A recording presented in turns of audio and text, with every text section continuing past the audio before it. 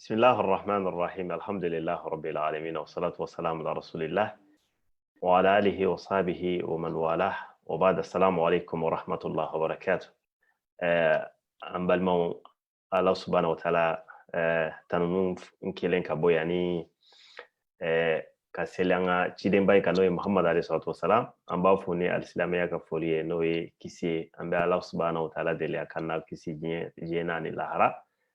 An bɛ continuer an ka live fɛ bi fɛnɛ an bɛ live kɛnɛ kan an ye mɔgɔ min bisimila o ye a Sheikh Abdul Karim Kulibali ale de b'an bolokɔrɔ bi live kɛnɛ kan yan'an ka kuma d'a ma an bɛ kuma lasegin ka taa n tɔɲɔgɔnkɛ ma n'o ye a Sheikh Masila Kamisogo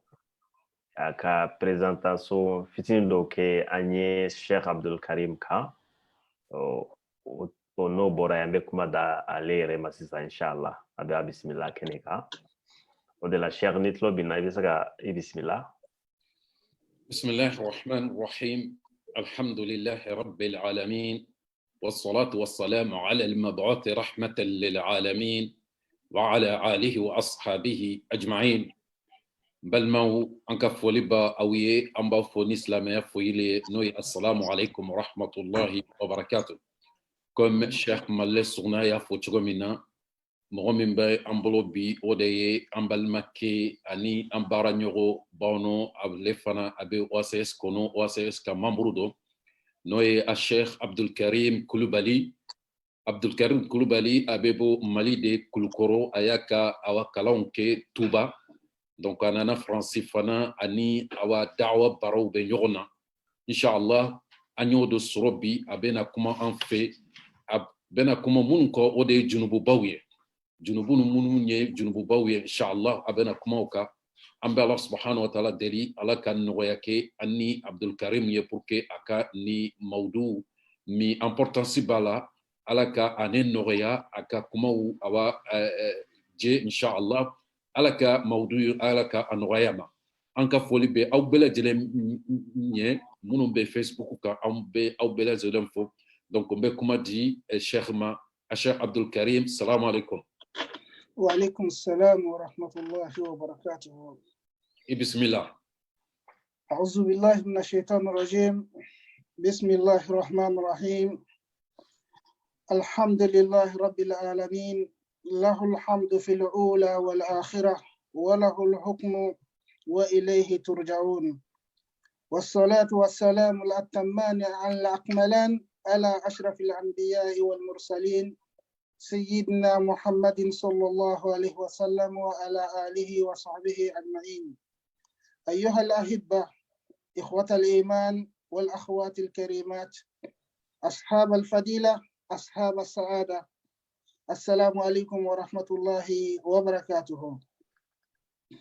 أمبادو أنكلمكم في كتغنيني الله تعالى في kabo shitane toroma kan sinsini Allahu Ta'ala to barka mai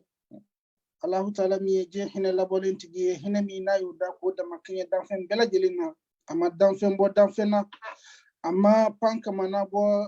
adama dina amma adama din bo bakana ayaka hina aya jense ka tia bela jelin ka bedda maka kana amma nga kalan sisino Allahu Ta'ala to barka mai ka Allahu Ta'ala mi nale hina keren tigi hina mi na yuda ko keren ko bonya ko blaka jonmo ni ambe Allahu Ta'ala deli Allahu Ta'ala kan faraw jonmo ka ambado timeno ko fa ambe Allahu Ta'ala tanu bela jeli Allahu Ta'ala itai Allahu Ta'ala alimi ko dam ne nale de bulaba Allahu Ta'ala ni ko bela jeli be singa tali Allahu Ta'ala ma ankelen ko fa ka Allahu Ta'ala tanu mesigi ka tanu si ko da mayira la ka tanu la hala bela jelena otemanen ko fa me kisi ani nema ambo chama yini ala Allahu Ta'ala fe ako changa na mambanka no le de nale de danfon bela jelen kuntigi ani chido nyamoy aka o chama yuraka kashira ka fa alakira ale de chi ayalla se ama toto danayala ambade anselin ko fa alakira ka ambe anga mabafon fembe amma damne anga raisu la folo no Masila Kamisogo ananga secrétaire mandi ani mogo no lube kan laje sitin kan an b'aw bɛɛ lajɛlen fo ni silamɛya ka foli ye n'o de ye assalamu alaikum wa rahmatullahi wa barakatuhu. Foli ni wale ɲuman dɔn tɛmɛnen kɔfɛ aw k'a dɔn k'a fɔ aw n'a balimakɛ min bɛ ɲɔgɔn fɛ n'o ye Abdulkarim Kulibali aw jɛɲɔgɔn a n'aw teri an ye fitinin min labɛn n'an bɛ n'o f'aw ɲɛna i n'a fɔ an ka karamɔgɔkɛ bɔra k'a fɔ cogoya min na n'o de ye k'a fɔ jurumu belebelebaw ye jurumuba minnu bɛ yen n'u bɛ adamaden ka baara bɛɛ lajɛlen tiɲɛ n'u bɛ i ka baara bɛɛ lajɛlen kɛ sanjikɔrɔ wɔsi ye i ka san kɛmɛ ala bato ni jurumu ninnu ni Alahu Taala ma yafa a bɛɛ lajɛlen bɛ k'i bolo falaki ye k'i kɛ mufilisi ye. An badenw dɔnnibaw y'o de fɔ a ko kullu ma takarrara qarra. An tɛna kura fɔ aw ɲɛna ni fɛn o fɛn n'o taa ni ka sigira o bɛ sabati inshallah. An bɛ Alahu Taala deli an bɛ fitinin min fɔ Alahu Taala k'o bɛ sabati i n'a fɔ Alakira kisi nɛɛma b'a ma ko cogo di ad-diinu an-nasiha diinɛ ye kɔnɔna jɛlenya de ye o de b'an bila nin na an m'an kɔnɔ jɛya jɔnni ye an m'an kɔnɔ jɛya Alahu Taala fɔlɔ ye ka fɛn bɛɛ lajɛlen kɛ ale kama ka fɛn bɛɛ lajɛlen fɔ ale kama ka fɛn bɛɛ lajɛlen to yen ale kama n'o bɔra yen an m'an kɔnɔ jɛya Alakira kisi nɛɛma b'a ma ka sɔn a ye ka da a la ka tɔgɔ a kɔ a ko an ka fɛn o fɛn kɛ n'a y'an yamaruya n'o ye an m'an seko damayira k'o la a ko an ka ɲɔrɔma jɛn fɛn o fɛn na an m'an ɲɔrɔma jɛn o bɛɛ lajɛlen na. An badenw n'o bɔra yen an m'an kɔnɔna jɛya mumini bɛɛ lajɛlen ye n'o de ye ka ɲɔgɔn su ka kɛ ɲuman kɛli kan ani ka ɲɔgɔn fataniya ka bɔ juguman ma a bɛ fɔ o de ma diinɛ. An badenw kɔlɔlɔ min b'a an ka diinɛ in na bi n'o de b'a anw Alakira mandenw ka sisan wagati mɔgɔw kan o de ye an ka diinɛ in dɔnbaliya ye. N'an y'an ka diinɛ in dɔn adamadenw u b'an bonya n'an y'an ka diinɛ in dɔn an bɛ bɔ fili caman bɛ yen bolo tɛ biri an ɲɛ na tuguni. An badenw ibadallah wasiyatullah fil awwalina wal akhirin at-taqwa. Allahu Taala ye sarankani min kɛ mɔgɔ fɔlɔ tɛmɛnenw na ani mɔgɔ laban o de ye ala ɲɛsiranya ye. N b'aw hakili lajigin usikum wa nafsi bi taqwallahi azza wa jalla tazawwadu min al-khayri wa tazawwadu fa inna khayra zadi at-taqwa. Bɛɛ lajɛlen k'i jija ala ɲɛsiranya na suna fara min n'i b'o ta i nɔfɛ n'an b'a fɔ a ma l'argent de poche n'i bɛ taa voyage la an badenw bɛɛ lajɛlen ta ka kɛ ala ɲɛsiranya ye. Ala ɲɛsiranya n'o de ye ka surafɛn ta o de ka fisa ni fɛn bɛɛ lajɛlen ye. Wa alamu anna haza ash-shahr al-fadil aw ka dɔn fana k'a fɔ nin kalo min filɛ n'an donna la kalo in banna ka ban. فاغتنموا ما تبقى من هذا الشهر بالقربات إلى الله سبحانه وتعالى بالأذكار والاستغفار وتلاوة القرآن والصدقات وقيام الليل. أمبادو نيجي لدلي كما يبلغ دي سungalo min na banto filɛ nin ye bɛɛ lajɛlen kan ka tɔnɔ bɔ ni ala ɲɛsiranya ye ni ka surunya ka taa Alahu Taala la ni ala kofɔ ye ni ala yafa ɲiniw ye ni kuranɛ kalaw ye ka miiri kuranɛ kɔrɔw la ka baara kɛ n'a ye ka sarakaw cɛya ka tila k'an ka sufɛ nafilaw an k'olu cɛya ni sungalen kɔnɔna na. An badenw Alakira kisi nɛɛma b'a ma hali n'an ka walanda t'o kan Alakira ko cogo di man sɔma ramadana imanan wa ihtisaban ghufira lahu ma taqaddama lahu min dhanbi. Alakira kisi nɛɛma b'a ma a ko ni maa min ye sungalo su a limaniya b'i la i kelen don k'i ka sara ɲini Alahu Taala fɛ k'i k'a dɔn Alahu Taala bɛ yafi ma i ka jurumu fɛn o fɛn tɛmɛna sungalo min tɛmɛna fo ka na se nin sungalo ma Alahu Taala b'o yafa. N bɛ Alahu Taala deli Alahu Taala ni aw ka sungalo a tɔnɔ dafalen Alahu Taala k'o d'a ma Alahu Taala ka yafa an ka jurumu na Alahu Taala ka kɛ hinɛ ye an na Alahu Taala ka Laylatul Qadr Alahu Taala ka a don an bɛɛ lajɛlen garijɛgɛ la Alahu Taala ka kɛ an bɛɛ lajɛlen ma kumabɔli ye k'an garijɛgɛ ko to jannatul firdausi la wa ma zalika ala Allahi bi aziz. An badenw o tɛmɛnen kɔfɛ an bɛ sɔrɔ ka na don an ka walanda la n'o de ye kitabutigi y'a fɔ cogoya min na an ka alama al-marhum al-sheikh Muhammad al-Hajj Mod Dukure a ka kitabu dɔ bɛ n'an b'a fɔ o ma al-ahkam al-shar'iyya aye kitabu indila ka ke ɲiningali ani jaabiw ye a y'a fɔ a ka kitabu in kɔnɔ yɔrɔ dɔ la a ko mal kabaira al ashara al mubiqat fɛn belebele jurumu belebeleba 10 min bɛ n'o bɛ adamaden k'i se halaki ma k'i ka baara bɛɛ lajɛlen tiɲɛ a ye a fɔlɔfɔlɔ kɛ fɛn jumɛn ye a ko ashirk billahi ta'ala o de ye ka fɛn fara Allahu ta'ala kan i ka fɔtaw la i ka ŋaniyataw la ani ka kɛtaw la an badenw a bɛ fɔ nin de ma ko tawhidu sina adamaden n'i kɛra tawhidu tigi ye i sina bɛ kɛ fɛn min ye o ye mushriku ye mais n'i kɛra bolofaratigi ye i n'a fɔ bida mɔgɔw i n'a fɔ firqa caman bɛ an da tɛna se ka don a bɛɛ la murji'aw b'a la khawarijiw b'a la shi'aw b'a la mu'tazilaw b'a la hatta qadariya o bɛɛ lajɛlen b'a la ninnu bɛɛ lajɛlen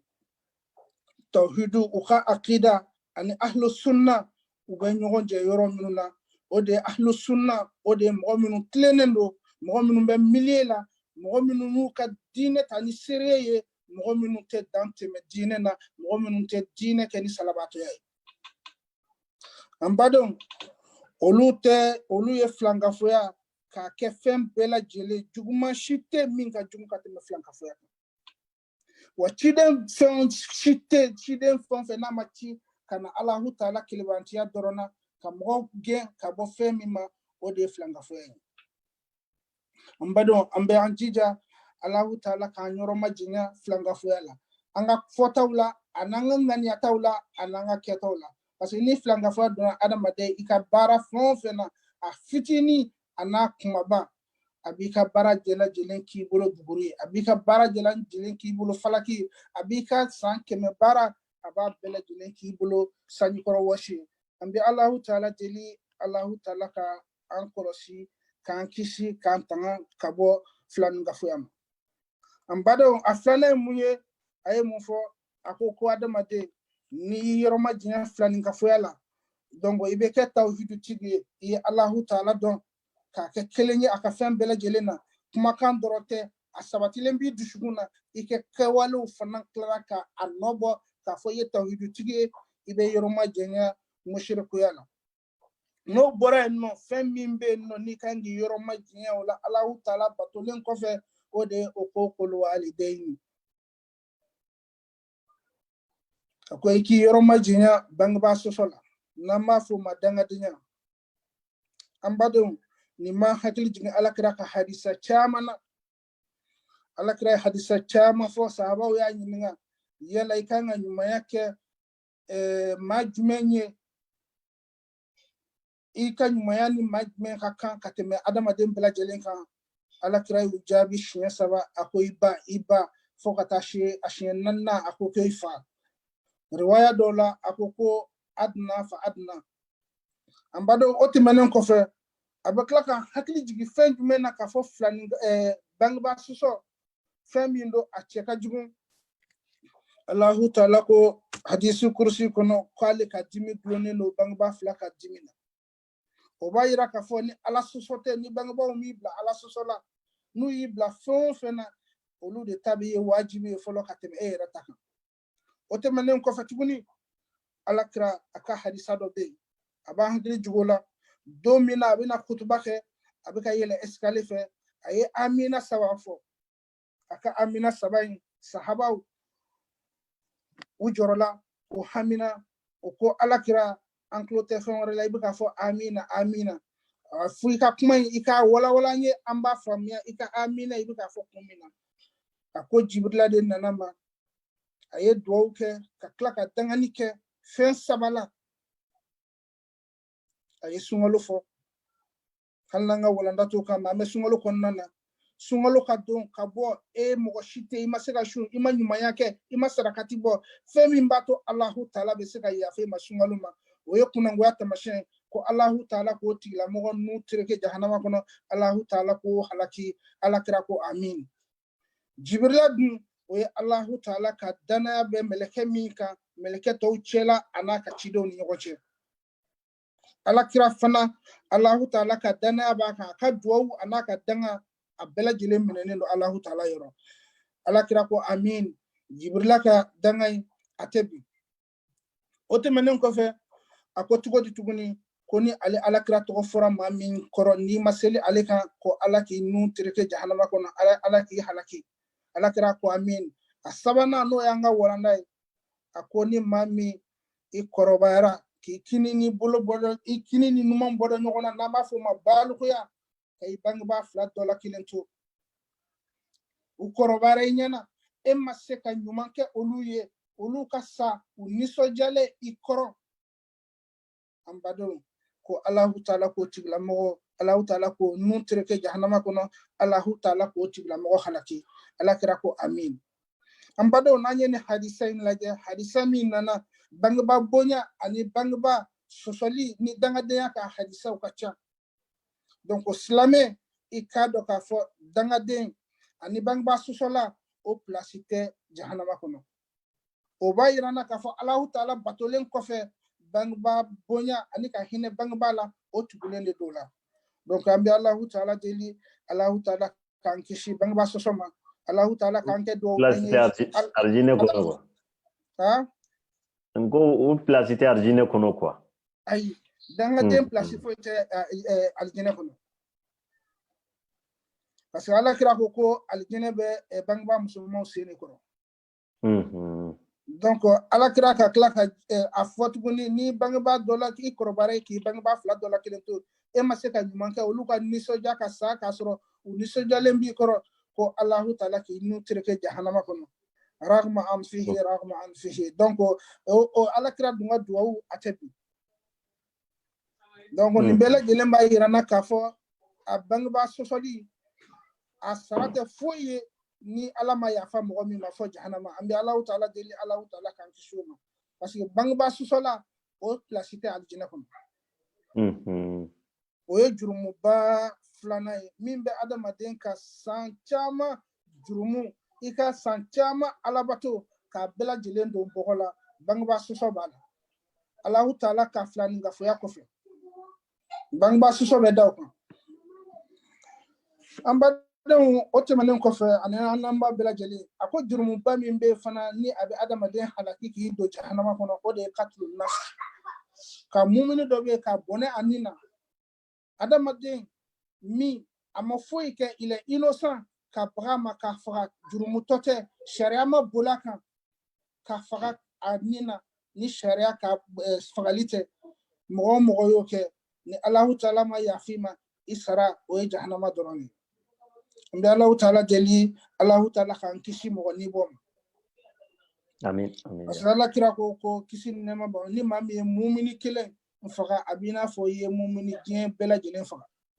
n'i ye mumini kelen fana ɲɛnamaya a b'i n'a fɔ k'i ye diɲɛ bɛɛ lajɛlen ɲɛnamaya o b'a yira na k'a fɔ Alahu Taala a ye valeur min don nin na nin tɛ falaki ye k'a fɔ ko maa min mago mana jɔ a la o bɛ taa bɔ ten i n'a fɔ sɛ de don hali sɛ tɛ kan tigɛ k'a sɔrɔ i mago t'a la mais sisan an bɛ wagati min na sisan ni bɔ kɛra don adamadenw bolo i b'a fɔ sɛ de kantigɛli hali sɛ kantigɛli yɛrɛ ka gɛlɛw ma ka tɛmɛ adamaden faga kan sisan wa n'i y'a 90% ta i bɛ taa sɔrɔ a bɛɛ b'an ka silamɛ kunda de sinon sariya bɛ jamana minnu na hali ni silamɛ jamanaw tɛ ni laïciw don olu ka niveau olu tɛ niveau o cogoya la ten mais anw ka silamɛya mun y'a tiɲɛ silamɛya faamuyabaliya ye o kɔlɔlɔ de y'an bila fɛn caman na ani éducation tiɲɛni min kɛra an bolo o de ye adamaden ni kɛ sisan adamadenw bolo i n'a fɔ sɛ hali sɛ yɛrɛ ni fagali o ka gɛlɛn dɔw bolo ka tɛmɛ adamaden kan donc ni jurumuba in o b'a yira na k'a fɔ ni mɔgɔ o mɔgɔ ye ni bɔ k'i tugu k'a bɔ i ma bɔ Ala ka sariya ma bɔla kan a ma jurumu kɛ jurumu min b'a se fagali ma k'i tugu k'a kɛ k'i k'a dɔn k'a fɔ i sara o tɛ foyi ye ni jahanama tɛ donc an bɛ Alahu Taala deli Alahu Taala k'an kisi ni bɔli ma o tɛmɛnen kɔfɛ jurumuba naani na o de ye a sihiro k'a fɔ o jurumu n'o o ɲɔ ɲanen don anw ka bi sisan génération mɔgɔw la n'o de ye ka an b'a fɔ a ma ko kɔrɔtɛ hali ni minnu tɛ kɔrɔtɛ kɛ i bɛ taa sɔrɔ kɔrɔtɛ b'o la ni tafo dlonen tɛ min na i bɛ taa sɔrɔ u bɛ taa mɔgɔ bila kɔrɔtɛkɛla fɛ yen u bɛ taa sɔrɔ u bɛ taa mɔgɔ bila filɛlikɛla fɛ yen i bɛ taa sɔrɔ fɛn dɔ b'o bolo o tigilamɔgɔ b'i jigi da o kan a bɛ kɔrɔtɛ kɛ n'a ye a b'a fɔ ko ko kɔrɔtɛ de bɛ na a bɛ taa kɔrɔtɛtigiw fɛ yen nɔ ko a ye nin kɛ na a ye n ko a ye nin kɛ tan k'a sɔrɔ a tigilamɔgɔ a bɛɛ silamɛ de ye a bɛɛ lajɛlen bɛ seli mɛ olu bolo o tɛ silamɛya tiɲɛ k'a sɔrɔ fɛn min bɛ yen n'a bɛ silamɛya tiɲɛ o de ye nin ye parce que nin ye fila nin kafoya de ye ka fɛn fara Alahu Taala kan k'a yira o fɛn danfɛn sinɛ in na ka sitanɛ ka barika don a la k'a sɔrɔ sitanɛ diɲɛ bɛɛ lajɛlen mana fara ɲɔgɔn kan k'u bɛ tɔɔrɔ se adamaden ma k'a sɔrɔ Alahu Taala ma latigɛ o tɛ se mɛ ni adamaden ma ka diinɛ dɔn a ma valeur dɔn a ka diinɛ na a t'a dɔn k'a fɔ sihiru yɛrɛ kɔrɔtɛ ye fɛn min ye a b'a minɛ filan fila la n'i ka diinɛ b'i bolo filan fila la ka ban i bɛ fɛn bɛɛ lajɛlen kɛ n'a nɔgɔyara u bɛ Ala ko kɛ mɛ ni wagati min na ni masiba y'u sɔrɔ gɛlɛya y'u sɔrɔ u bɛ wuli ka se dɔmɔw fɛ yen u bɛ wuli ka se moriw fɛ yen u bɛ wuli ka se tɔgɔ yɛrɛ t'a dɔw la yɛrɛ k'a sɔrɔ a bɛɛ lajɛlen bɛ seli bɛɛ lajɛlen ko k'i ye silamɛ mɛ olu hakili la k'a fɔ nin tɛ silamɛya tiɲɛ k'a sɔrɔ u bɛ fɛn caman kɛ ni yɛrɛ de ka jugu ka tɛmɛ o bɛɛ lajɛlen kan parce que i taara kɔrɔtɛkɛla fɛ yen ani i taara filɛli kɛ i dara la o i ma da la o i ka da la k'a fɔ i ka baara bɛɛ lajɛlen tiɲɛna wa n'i dara la fana Alakira ko i kafiriyara ni Alahu Taala ye fɛn min jigin ale kan donc o b'a yira an na k'a fɔ kɔrɔtɛkɛla ani maa min bɛ taa fɛ yen nɔ ani maa min bɛ dalen don a la aw bɛɛ lajɛlen aw bɔlen don diinɛ kɔnɔna na maa o maa bɛ tafo dulon maa o maa bɛ baga dulon i la maa o maa bɛ fɛn ta k'a bila i kun k'i jigi d'a kan k'i jigi bɔ Alahu Taala la i k'a dɔn k'a fɔ i ka diinɛ tiɲɛnen don n'i ma tuubi ka bɔ a la o de ye jurumuba dɔ ye jurumuba min bɛ i si bɛɛ lajɛlen bato k'i bolo falaki ye ka i kɛ sangikɔrɔ wɔsi ye i nana fiɲɛ nana dɔrɔn i ka baara bɛɛ lajɛlen bɛ k'i n'a fɔ bugurijɛ a bɛɛ lajɛlen bɛ taa fu la an bɛ Alahu Taala deli Alahu Taala ka n'an ka sɛgɛnw kɛ fu ye an ka diinɛ in faamuya ko ɲuman Alahu Taala ka an bila sira kan an badenw o jurumuba in a duurunan ni o fana ɲɔɲanen don an ka baaraw la bi o ye ta'atu riba n'o de ye ka riba nafolo a baara kɛli riba nafolo a plan tigɛli riba nafolo a jago kɛli riba nafolo b'an ka baara caman na bi n'o de ye sanni feere juruw b'a la a tabadulu b'a la ka fɛnw falen ɲɔgɔn na riba nafolo ɲɔɲanen don an ka baara la bi mɔgɔw yɛrɛ bɛ u b'i ɲininka u b'a dɔn k'a fɔ riba don mɛ u b'i ɲininka i ka se ka bɔda d'u ma k'a sɔrɔ u b'a dɔn u ni Ala cɛ u bɛ ka baara min kɛ u b'a dɔn k'a fɔ riba de don juruw b'a la baarakɛɲɔgɔnɲɔgɔnw b'a la u bɛ fɛnw ta commerçants fana bɛ yen nɔ minnu bɛ galon yɛrɛ tigɛ k'a fɔ k'u kale Alahu Taala la k'a fɔ k'u y'u ka fɛn dɔ san nin da in na k'a sɔrɔ u b'a dɔn k'a fɔ u m'a sɔrɔ la ka galon tigɛ pour que k'a kɛ mɛ u t'a dɔn k'a fɔ a kɔlɔlɔ ye fɛn min ye riba nafolo a façon ka ca n'an ko k'an bɛ don k'a bɛɛ lajɛlen walawala ma da la ni an ka wagati bɛ o bɔ an badenw an ka yɔrɔ ma jɛngɛ riba nafolo miskala zarati an kana sɔn a ka don an kɔnɔ k'a sɔrɔ an b'a kalama an ka ɲininkali kɛ diinɛ in ye ɲininkali de ye anw yɛrɛ b'o fɔ an ka bamanankan na an ko ɲininkalikɛla tɛ fili maa o maa bɛ ɲininkali kɛ i b'i ka diinɛ in ɲɛdɔn wa diinɛ in fana tɛ ɲɛ foroba de mɛ diinɛ in tɛ minɛ bɛɛ bolo diinɛ in a dɔnbagaw de bɛ yen diinɛ in maa o maa bɛ tiɲɛ fɔ mɛ i bɛ nkalon tigɛ diinɛ in man ka minɛ o tigilamɔgɔ bolo diinɛ in tayɔrɔ de b'a la k'a fɔ i y'a mɛn maa o maa bɛ se ka fitinin fɔ dɔrɔn ka t'i sigi o kɔrɔ o mana min fɔ e dalen dɔ la anw ka karamɔgɔ ma nin fɔ an ye an ka karamɔgɔ ma nin fɔ an ye olu ka karamɔgɔ u y'o bila hali kuranɛ ɲɛ u ka karamɔgɔ u y'o bila Alakira ɲɛ o de kelen don k'an ka diinɛ tiɲɛ an badenw an bɛ Alahu Taala deli diinɛ in faamuya ko ɲuman Alahu Taala k'o nɔgɔya an ye tiɲɛ ye Alahu Taala ta de ye n'i ye tulo kunnandi ye ni tiɲɛ fɔra i ɲɛna i ka kɛ mɔgɔ ye maa min bɛ tiɲɛ dɔn ka tugu a kɔ tiɲɛ tɛ mɔgɔ ta ye an badenw o ye jurumuba duurunan ye min bɛ adamaden ka baara k'a bɛɛ lajɛlen don bɔgɔ la k'i halaki an bɛ Alahu Taala deli Alahu Taala k'an kɔlɔsi o la n'o ye riba nafolo ye Alahu Taala k'a bɔ an ka baaraw la jurumuba wɔɔrɔnan Nasero mabi alhamdulillah o kunye maloya ko ye an fe fɔlɔ mara la o kunye dugubila ko ye o kunye bamananw kun b'u yɛrɛ faga n'o ye n'o de ye jɛnɛ ye an badenw jɛnɛ ɲɔ ɲanen don an ka société la hali maloya ko yɛrɛ tɛ tuguni fo ni ala hinɛna maa min na i bɛ silamɛ du jɔ 100 o 100 i bɛ taa sɔrɔ 65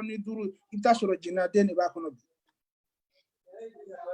wo bɛ tila k'o denguni kɛ ka tila k'o tɔgɔ da o faw la an b'a dɔn an ma maloya ala ma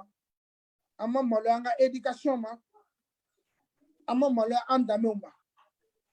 fɔlɔ silamɛya nana ni fɛn fila de ye ala ye kelen ye ala kira y'a ka ciden ye i ka ala kelen bato i kana fɛn fara kan ala tana i kana olu kɛ ala kira i ka da la i ka tuga kɔ a ko k'i kana minnu kɛ i kana olu kɛ mais jogoba fɛn fɛn bɛ silamɛya nana o dafa silamɛya nana o sɔrɔ an fɛ yen silamɛya nana sɔrɔ hɔrɔn kun tɛ sɔn jɛnɛya ma hɔrɔn kun tɛ nkalon tigɛ hɔrɔn kun tɛ maa janfa hɔrɔn kun ye lawuditigi ye mais an badon nin bɛɛ lajɛlen t'an ka diinɛ na wa a kun bɛ fɔ fɛn min ma ko fadento bamanana na o de kun ye jɛnɛya ye n'i sera i balima dɔ muso ma k'a sɔrɔ furu t'aw ni ɲɔgɔn cɛ a ma sa i tun bɛ dugu bila ou bien i bɛ t'i yɛrɛ faga mais n badenw o de kɛlen don anw bolo cɛya ye bi wa hali an tɛ maloya n'a ye an k'a dɔn k'a fɔ kɔlɔlɔ fɛn fɛn b'an kan an ka diinɛ in kɔnɔna na o ye an ka éducation tiɲɛni ani diinɛ yɛrɛ dɔnni diinɛ min nana ka na an ka jogobaw dafa n'a fɔra o diinɛ de b'an bolo bi an ka jogow yɛrɛ tilara ka tiɲɛ tuguni donc a bɛ adamaden a bɛ mɔgɔ dabaliya ban soit an bɛ fɛn min kɔnɔ an t'a dɔn soit an bɛ fɛn min kɔnɔ an mago t'a la n'o de ye an ka diinɛ ye parce que n'i ye diinɛ dɔn ka tila k'i mago don a la fɛn caman bɛ yen i b'i yɛrɛ kɔlɔsi a la donc jɛnɛya ye fɛn ye jɛnɛya a kɔlɔlɔ a ka bon kojugu alahu taala m'a fɔ k'an kana jɛnɛya kɛ a ko k'an kana gɛrɛ a la parce que kɔlɔlɔ minnu b'a la a kɔlɔlɔ ka bon kojugu a bɛ siyaw ɲagami a bɛ jamuw ɲagami a bɛ na ni fɛn caman ye ni banaw yɛrɛ ye bana minnu yɛrɛ n'a tɛ sidɔn yɛrɛ donc jɛnɛya alahu taala k'an baden silamɛ bɛɛ lajɛlen yɔrɔ ma jɛnya na alahu taala k'an tanga k'an kisi a kɔlɔlɔw ma a n'a nasira fɛn o fɛn bɛ yen nɔ alahu taala k'an tanga bɛɛ lajɛlen na an badenw o tɛmɛnen kɔfɛ jurumuba 7 o de ye aklu malul yatim n'o de ye maa min bɛ ni a fa sara a fa ntanyana k'a sɔrɔ a ma balikuya a fa taara ka tiɲɛ min to a kɔfɛ a ka responsabilité dilen don e min ma i ye a ka nafolo in ta k'a dun tɔɲɔni sira yatimɛ ka responsabilité ni fantanya b'i la i bɛ se k'a dun ni ɲumanya ye mais duncogo de b'a la a dir'i ma de ni yatimɛ n'a kɔrɔbayara a ka se ka baara kɛ n'a ye mais maa o maa ye yatimɛden n'o de ye fantan ye fantanfa la n'an b'a fɔ maa min fa banna k'a sɔrɔ a ma se balikuya ma a tɛ se ka baara kɛ k'a yɛrɛ ta o ka nafolo min bɛ dir'e ma danaya kɔnɔna na e taar'o ta k'o dun parce que i ka responsabilité don ou bien dɔw yɛrɛ bɛ yen u b'a fɔ kuma na yɛrɛ kuma min a cɛ ka jugu k'a fɔ ne de b'a balo ne de b'a habiller ne de bɛ nin k'a ye tan ne de bɛ nin k'a ye tan k'a sɔrɔ alahu taala m'o fɔ yatimɛden ladonbaga ala kira ye o k'ale sigiɲɔgɔn ye sini lahara maa min fana bɛ yen n'i ye yatimɛ tɔɲɔ dun donc i tɛ ala kira y'i ɲɛ na fo ka taa diɲɛ wuli lahara ala kira kɛra yatimɛw fɛ ala kira kɛra fantanw fɛ ala kira ye yatimɛw lamɔ ala kira ye yatimɛw ɲɛji cɛ ala kira ye yatimɛw gɛrɛ a yɛrɛ la ka tila ka ladilikan to k'i sara a ka sahabaw la aw ye yatimɛw aw y'a hakili to yatimɛw la aw y'a hakili to musow la aw y'a hakili to musow la a y'a hakili to yatimɛw na aw kana yatimɛw ka nafolo dun mais an badenw o de kɛlen don anw bolo cɛya ye bi dɔw yɛrɛ ka wari tɛ sɔrɔ ni yatimɛdenw ka nafolo tɛ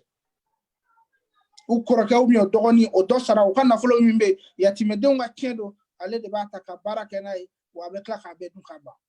ni yatimɛdenw wulila tiɲɛ t'u bolo parce que ale de tun ye kɔrɔ ye ou bien ale de ye dɔgɔnin ye ou bien du musaka bɛɛ de b'ale bolo ambado ni tonyoni de Allah ta'ala dungote ko alete ale tonyoni ka yere kuma haramu ye wa yake haramu ye an yogonti an na yogontono tonyoni o dibi kurule shini lahara ambi Allah ta'ala deli Allah ta'ala kan kishi yatimeden kan nafolo dunima surtout katasi yatimeden tonyoni ma otemenen ko fe jurumu ba shekina ambado ode atawalli yawm az-zahab ni halno tanga wati la sisa ode ku islamé onu taru were défend kelemana ga minum be boli ni kera jito e ka bandoro e ka islamé a chena parce que ni ne akila ni tara kele khayro la mo kuma ta kele khayro la ka ala delu ka saka ke shahidi shuwe mene ma min tara kele khayro la ni munafiqai e ni kele gana e tara de pour que ka saka gani masro e nyabala kele ba ka chebe boli donc ni mbade ma denka bara bela jilendo bogola ka ba halna ota anga sujet la mais comme kitabu tigi aya fa ka kitabu kono ambe seka kan o jurumu belebele bay parce que o islamé o janfali o ka islamé ou ye jugu bolo abina fo yira ka piège semala ka kla ka boli kutoy ambade o jurumu ba konontona o de shahadatu zur wa qawlu zur o de ka galon sharia galon tigali yara doronte ka kesababu ye galon ka sansoro tienka avec kiti tiga yarawla avec bara yarawla avec jenyonya kononana avec furu yara kononana avec abanga société la femme befe ambado ala kraye ni ke jurumu ba belebele mawma be galon sharia ka galon tige ka to se ka to galon ka sansoro tienka ikado ka fu ka bara chama ika bara nyuma fonfembe ni ya kishi kono ko aba bela jilen do shi kamu mo be o be galon yere tege pour que o ka ala ni o to nyogon ou bien bara ke nyogon ou bien furu nyogon ou bien nafa fitini no kama do yere be nafa ko yere te o be galon kata sheria pour que che galon ka se chena tribunal la ambado ni islami manka jogoy ni islamé min tado ni ya don fana ijije ki yoroma jinyana ka don ka afrika sambi saba sambi nani sambi duru alabato sambi ora alabato qawlu zur ka galon shirali aba bela jelen ka fu ka halaki ki sembo ala ibe ke muflisi ambado anga jurumu batana o fana nyonya ni ko jugu أنغن وقتنا ودي قذف المحصنات الغافلات المؤمنات القذف عرب كان بلاج لما دوكا فو وبنا في يجب كون تكاكيرو من القرآن عفون توالا بنا في غالون تيجي كادا مؤمن مسولا مسومن يننو utati la mgo erado ujugo tefemiye kata kadawla mo yere be olute critiquer ke no mo musomi akunda tugulen mo be ute muso yere critiquer no ma hijabu ye musomi na olu be islamé drone ne critiquer kasro olu yere islamé odi mais mo no lui minijipu do o tigla mo de mo civilisé le kasro ninga dimsena bela jele ne ko ma do civilisation o tseka ke farkulo la boede mais on y femme bela jele ne ko ke contraire ni mo ka fini i farkulo bela jele te bo kenema e de ma civiliser am balma musumunu be ni Allah Ta'ala yo lukunaja ka Allah Ta'ala ka alakira ka sunna dobolo nu yu kunda tugu uye uka hijabuta ubu ka furula mumini muso dedo niye galon tiga ka dawla ima ye ima me ama kenyana sheria tibolo ikado ka Afrika bara bela jilenye falaki de ibolo ika bara bela jilenye ndori ka tiga kolide ambado ambanyini ambal maslamo bela jilenfe uku jija uku yoroma jenya mumini musula ni Allah Ta'ala ma e mamin kunaja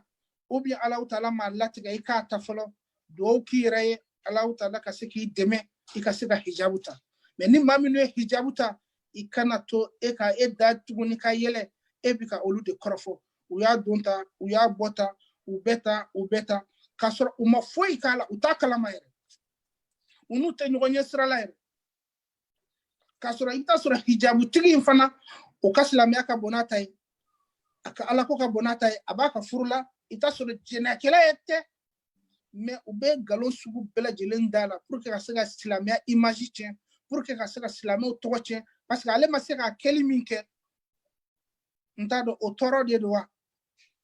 ale bɛ milieu min na o milieu de ka d'a ye n'o ye sitanɛ milieu ye a ma se k'a yɛrɛ bɔ o la donc minnu bɛ yen n'olu kun datugu a bɛ tila ka bila olu contre la o bɛ nin jurumuba ta in kɔnɔna na k'a fɔ a tigilamɔgɔ mana si kɛ alabato alabatolo a k'a dɔn k'a fɔ a ka baara bɛɛ lajɛlen bɛ tiɲɛ ka dan nin baara kelen jurumu ma ni Alahu Taala ma yafa ma an bɛ Alahu Taala deli Alahu Taala ka an se an nɛnw na Alahu Taala k'an bila sira ɲuman kan Alahu Taala ka hijabu a tali Alahu Taala ka nɔgɔya silamɛmuso bɛɛ lajɛlen ye Amin. parce que Alahu Taala ka kumakan de don Alakira ka sunna don sallallahu alaihi wasallam alayhi salatu wassalam. nin ye jurumuba tan ye Aywa Sheikh ini baraji haqiqatan a nafa ka bon kosɛbɛ parce que i filɛ ka jurumuba tan mun fɔ nin ye ni jurumu belebele ninnu o de bɛ kɛ ka silamɛ ka baara bɛ tiɲɛ bolo parce que n'i ma tubi ka bɔ a la dɔrɔn parce que jurumu minnu don u ka girin olu ka girinya n'i mi cogo dɔ a b'i ka baara ɲuman ninnu a b'u de dun ka bɔ yen a b'olu de ɲimi ka bɔ yen o de la ni juruba ninnu ka daminɛ i ye min fɔ fulakafɛya kɔni o kɔni o b'i bɔ a la yɛrɛ yɛrɛ ka na se tɔ ninnu ma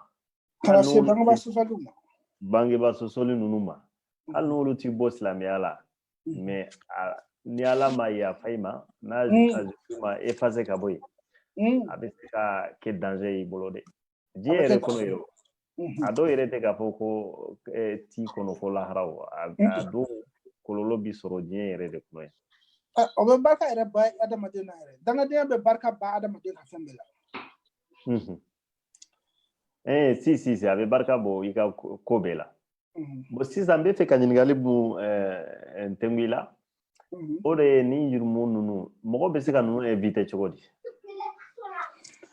mɔgɔ bɛ se ka ni jurumu ninnu inviter cogoya min na alhamdulilahi rabbil alamin a bɛɛ lajɛlen bɛ a n'a contraire de don n y'o fɔ an ka diinɛ daminɛ na n ko kɔlɔlɔ fɛn o fɛn b'an kan o ye an ka diinɛ in faamuyabaliya ye n'i y'a ye maa bɛ taa filankafoya kɛ filankafoya bɛ wuli ni mun ye a bɛ adamaden kɛ kafiri ye kafiriya fa ye fɛn jumɛn ye yɛrɛ bonya de ye parce que adamaden n'i yɛrɛ bonya hali n'i ye tiɲɛ ye i b'i ban ka kɛ n'i yɛrɛ bonya i bɛ to i ka kɔrɔlen kan n'i yɛrɛ bonya i ka ɲininkaliw tɛ caya tuguni donc yɛrɛ bonya dun o bɛ don Alahu Taala ka sifatu de la donc adamaden pour que k'i yɔrɔ ma janya ka bɔ nin bɛɛ lajɛlen na fɔ i ka diinɛ Alahu Taala y'i da fɛn min kama ni a y'a fɔ suratul jinni kɔnɔna na بعد الاستعاذة والبسملة وما خلقت الجن والإنس إلا ليعبدون iki dakun dɔn n'i dakun dɔn hadisi dɔ kudisi kɔnɔ Alahu Taala ko cogo di a ko ya ibadi fa'rifuni qabla an ta'buduni fa in lam ta'rifuni fa kayfa ta'buduni a ko ala kirama ale ka mandenw n'o ye ala ka jɔnw ye a ko aw ye n dɔn yanni aw kan bato n'aw man dɔn aw bɛ se ka ne bato cogo di mun de bɛ adamaden bila musirikoya la mo Alahu Taala dɔnbaliya don n'i ye bɛ taa kafiri fɛ yen nɔ i bɛ taa u ka mori sitanɛw fɛ yen nɔ k'olu k'i dɛmɛ parce que i tɛ Alahu Taala ka dɛmɛ i t'o de dɔn e dun bɛ seli don o don i b'a fɔ iyyaka na'budu wa iyyaka nasta'in ou bien i bɛ ka fɛn min kɛ i t'a dɔn o de b'a yira an na k'a fɔ kuranɛ in kalanni an kan ka kɛ de bɛ tadabbur wal amal ka kuranɛ kalan k'a miiri a kɔrɔw la ka tila ka baara kɛ n'a ye donc no kera ambe fatiha min kala na ma famo qur'an aw al-fatiha ni jon ni yo bi dushkuna kaba ibe lafiya ka bon mushriku ya bela jilin donc ni bo la fana iba donc afo ja bangba bato a kololo ana nafa iba soro jena afolo yani kata se la harata ma soro sarab beleba Allah taala be barka be ka fen bela jilina ibangbo ni so jelen do ikoro olu kan ni so jabe glo Allah taala kan ni so jade Allah taala bato ka don ita tanama koke ibe fen bela jelen ke Allah taala kama ibe fen bela jelen to Allah taala kama ibe kla hine ibangbo la inafo Allah taala yo fo Qur'an kono tugamina rabbi irhamhuma kama rabbayani saghira ebe hini bangbo la inafo lu hine na efutini la tugamina kasro ira tsega hino la inafo hine la tugamina efutini parce que depuis masigi bangbo manyene ko mo shit seka bangbo be tokotoli min ke den fitini na depa masigi kana ngurumali damne ka wuli ka joka toma ana hine ki bonno ko bela jelena imana fon ke bangbo la ibe kuro itise ko récompenser itise ko sara donc ni o bela jelen ke Allah taala jati kama Allah taala ba nafa aba barka do ita fen bela jelen ika soro fen Allah taala be barka do donc we nafa parce que iba nafa soro depuis diena ya folo yani ka ta se la harama ambe Allah taala jeli Allah taala ka anke ala joni mo amin ya rabbi Cheikh Ibn Baraji jabi nyana ala kisra amin Islamé be kan ka i cogo do i ka ni jurumba nunu i ka se ko éviter cogoya min na parce que comme an y'a fɔ cogoya min na ani sɛgɛ da magara la cogoya min na ni mi cogoya do olu la dɔrɔn a bɛ n'i ka fɛn bɛɛ de siɲɛ sisan parce que a b'i ma bɔ ka bɔ ala la ala de fɛ parce que k'i to ni jurumba kɛli in na f'i ka tubi tubu da yɛlɛlen dɔ o de la an bɛna so o yɔrɔ de la sisan komi i ye kumana mɔgɔ bɛ i bɛ se ka cogoya minnu ta i ka se ka jurumu ninnu éviter walasa i kana bi a kɔnɔ shetani fɛnɛ ka n'i minɛ k'i sama ka taa sisan n'a ye mɔgɔ min binna a kɔnɔ ni mɔgɔ min taala kɛra juruba kɛli ye k'a fɔ ka ngalo siri mumini musow la walima ka bangebaw k'olu ka kɛ dangaden ye ka bangebaw dɔgɔya walima sa ka i ta kɛ jɛnɛya ye sisan ni mɔgɔ min taala kɛra o ye sisan a tigi est-ce que tubu dayɛlɛlen don a tigi ye wa a tigi bɛna tubi cogo di ka baara ninnu ka nin baara jugu ninnu dabila tubi dayɛlɛlen don Allahu taala y'o fɔ a ka Kuranɛ kɔnɔ a ko maa minnu dalen don Allahu taala la la taqnatu min rahmatillah a tant que saya ma s'i gɔnɔ ma tubi dayɛlɛlen don Allahu taala bɛ nisɔndiya a ka jɔn kɔrɔ ni jɔn yi ɲɛsin a ma a nimisalen ka tubi o ka di Allahu taala ye cogoya min na k'a b'i n'a fɔ adamaden i ka daba i n'i ka ɲɔgɔnmɛ taara sahara kɔnɔ i ka dumuni bɛɛ lajɛlen b'a kan i da k'i b'i lafiya ɲɔgɔnmɛ in tununa i wulila i ye kɔrɔn lajɛ ka tilebi lajɛ ka baba ni ba fitini lajɛ i ma foyi ye i sigilen don ka fɛn jumɛn kɔnɔ sisan o tɛ saya ye wa i tor'o la jingɔ y'i minɛ i bɛna jingɔ i ɲɛ yɛlɛ tuguni i nana ɲɔgɔnmɛ in jɔlen sɔrɔ i da fili kojugu i ko ko ala ne de ye maa ye e de ye ne ka jɔn ye tellement que Allahu taala bɛ nisɔndiya jɔn i ka tubi kɔrɔ k'a b'i n'a fɔ i yɛrɛ ka nisɔndiya i ni kisilen fɔ i da bɛ fili ka ala kɛ e yɛrɛ ka jɔn ye donc an badenw an bɛ fɛn minnu fara o kan k'an kisi ka bɔ olu de ma an b'a fɔ olu ma adamadenw an ka yɛrɛ kɔlɔsi el jahal n'o de ye kodɔnbaliya ye parce que kodɔnbaliya tɛ wolo foyi la ni sirikuya tɛ ani ni dɔngɔ fana o tɛ foyi wolo ni bida ani laadaw tɛ ni ye ni mɔgɔ tugura ni dɔngɔ kɔ i bɛ kɛ bidamɔ ye mɔgɔ ni tugura ni dɔngɔ kɔ i bɛ kɛ laada batola ye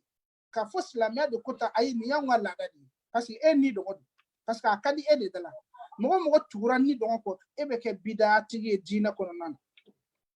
wani ko kibe bida kele bi ibe to kelena fon ala yere hine nam ko min baby bla mogo baby bla ani kasra khawful malam kasra jalaklinya ka chefa ubie ka che barake ibe ta fendo ke place de la kasra place to yi nunun be de sababu min bato ambe do kololon nu konnana ka fili ka bo anga dina konnana ni jahalu ma nati parce que anta don yere bonya ba nati parce que ni dongo ba nati ou bien khawful malama min dola jeli manati on kan bi Allah taala jeli Allah taala kan ke mawe mom min be ko la me ka to nyman ko ka bara nyman ke na inshallah amin ya rabbi inte cheikh ni braji cheikh kam so iban no fe na so ni ngali wi bolo walma kuma do wi bolo نعم أمبي أنك الشيخي أمبا فما نيتشي على كسرة أي كما منفو كما نفهموندو أكمنا جنوبا منونكا أمبي على دلي على كان أندمي أنك مابو نون جنوبون نا باسكي نون جنوبون نون وكا كولولو أبادمنا ni duna de kono yani la rakati e kase ay fla kafia munfo a akachan ankatle la bide surtout ka mogo do bonya ka bla ala place la ka mogo do bonya ka bla ala kra place la e ka fo kara mogo do an kam mabo ola ani bange baga soso an kam mabola e surtout ay kuma do fo ka seriya ke ni galonye a o chaira de wori koso o chaira donc ani muso munu alaye ilimanu ya duma ubu yoro sutura e an kan ne abo olu de ka bi ka awa uguruja ka galondo uka donc an be kan awa an jija an kan mabo num bara nunuma aye junubu batamu fo an be ala dali ala ka awa e an mabo num junubu nunuma ala ka awa mo munu bala ala ka hakli nyuma nduma pour que ibe ubobo nun junubu nkono donc an be comme suntige wati abenase donc an be kuma la ya ambanga sheri ambafo ama ikulbali ni ala kisra inshallah amin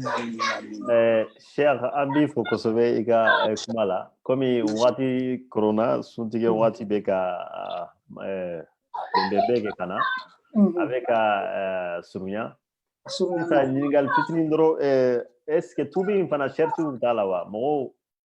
parce que chama fana ba fam tubira après ou bese kata baran numatu tubi sharti fala e fami ala kan be sababu amin ya tubi sharti fala o ni misadi ni nimsara itme ka fami ke ka bo ala peu akana ke dala koroboli tubi par exemple do be tubi ka bo fendo la kalo fla ou bien sankele sanwara o be kla ka sira fen kelen kan ambado amba fo ka fo ko mo shi mo kete alai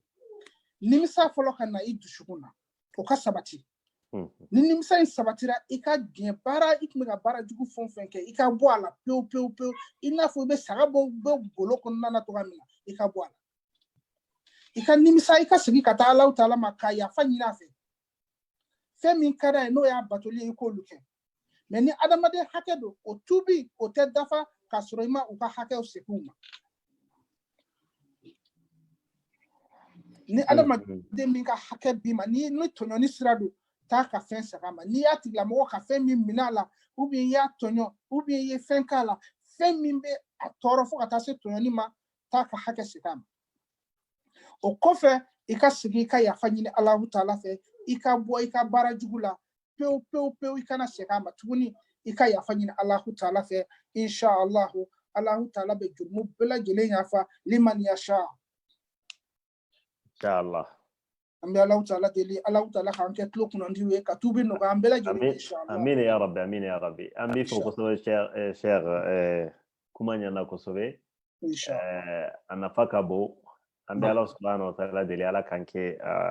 kanke barake lawe amin kuma nuka ala ka ke anke jon kunanduye jon mono nambe tubi ka tubi dafale ka ka nimisa ani ka yere mina an kana segin ka taa baara jugu ninnu kɛli la tuguni yarabi an bɛ ala deli a ko nɔgɔya ma inshallah an b'i yɛrɛ fo kosɛbɛ n b'i fo kosɛbɛ sisan an bɛna kuba laban d'i ma ni dugawu min b'i bolo dɔrɔn i k'o fɔ an bɛ bi ta jɔ yan inshallah yana ka dugawu kɛ Sheikh Malek an bɛ mɔgɔ mun caman dan Facebook kan an ka foli bɛ u bɛɛ lajɛlen ye inshallah an b'u tɔgɔ fɔ joona ɲɛ bɛ mɔgɔ minnu na an balimamuso Ɲanga an b'a fɔ kosɛbɛ ale yɛrɛ ye OASS membre dɔ ye a ka cɛsiri la ani Sheikh Banjugu ani Sheikh Hamza Marega an b'a fɔ kosɛbɛ ka n'a bila an balimakɛ Idrissa Fofana an ɲɛ b'olu de la an b'u bɛɛ lajɛlen fɔ ani minnu bɛ lamɛnni la inshallah ayiwa kuma b'i bolo Sheikh Abdul Karim. Ayiwa alhamdulillah an bɛ Alahu Taala tanu fɔlɔ ka Alahu Taala waleɲuman dɔn Alahu Taala min ye nin nɔgɔya an ye o tɛmɛnen kɔfɛ an b'aw yɛrɛ fo ka waleɲuman dɔn aw ka baara la aw bɛ baara min na Alahu Taala k'a sara kɛ alijinɛ ye. Amin ya rabbi amin. Ashkuru jami'an mɔgɔ bɛ OAS lamɛn mɔgɔ bɛ k'an lamɛn ani k'an lajɛ live k'an bɛ bɛɛ lajɛlen fo k'a ɲini Alahu Taala fɛ Alahu Taala k'a sara kɛ bɛɛ lajɛlen ma alijinɛ inshallah. وخاصة مع أهل العلماء والأئمة أسأل الله أن يبارك في كل الجهود المبذولة وأن يجزي خيرا كل من أسهم في عملنا هذا آمين وأن يبارك في أرزاقهم وأعمارهم وأن يجعلها صدقة جارية لهم وأسأله سبحانه أن يصلح أئمتنا وولاة أمورنا إنه ولي ذلك والقادر عليه وأن بكلك الله تعالى فنندلي أن يجعلنا ممن يسمع القول فيتبع أحسنه. آمين. آمين. وتمنيكم في كسل على كراكنا كيسين نما باما كان كما لبانك الحمد لله رب العالمين كوير فوقجو أو كوالنا الله تعالى كأني مولا الله تعالى كبركة دو أو يرى لا كسبة. آمين يا رب. رما ببرا منا أو كبرا أيام وسا أجراني أمبا نيني الله تعالى في أكجا الله تعالى الله تعالى كنا يراني تقعد بارا ولا إن شاء الله الله تعالى كأنه كن يغني جنة الفردوس كنا إن شاء الله أنا أملا باب بلا جيل أو نشيء أو نبرج الله تعالى كوسرة أمين أي كل بالي أما أنا كرامو كبلا جيل فو وخاصة أمام محمود كم فنفو كو أنيشي أيري إن شاء الله إن شاء الله بامي أيوة الشيخ عبد الكريم أمي فوكسو بي أمينا بيتان جويا الشيخ كمسرو Inshallah. An b'a fɔ mɔgɔ minnu b'an suit Facebook sanfɛ an ka page kan u ka abonné halisa voilà programme tɔw bɛ kɔfɛ ka na inshallah fo ka taa sunkalo don laban ma n'Ala yira an na inshallah dɔw bɛ na bamanankan na dɔw bɛ na kɛ marakakan na n'o ye sonikɛkan ye dɔw fɛnɛ bɛ na kɛ faransɛkan na n'o ye tubabukan ye comme an y'a fɔ cogoya min na OASS ye bɛɛ ka jɛ dɔ don kabila kelen ta tɛ arasi kelen ta tɛ an bɛɛ ta de don inshallah an b'a jɔya an b'a fɔ a ma assalamu alaikum wa rahmatullahi wa barakatuh. Wa alaikum salam wa rahmatullahi fi amanillah.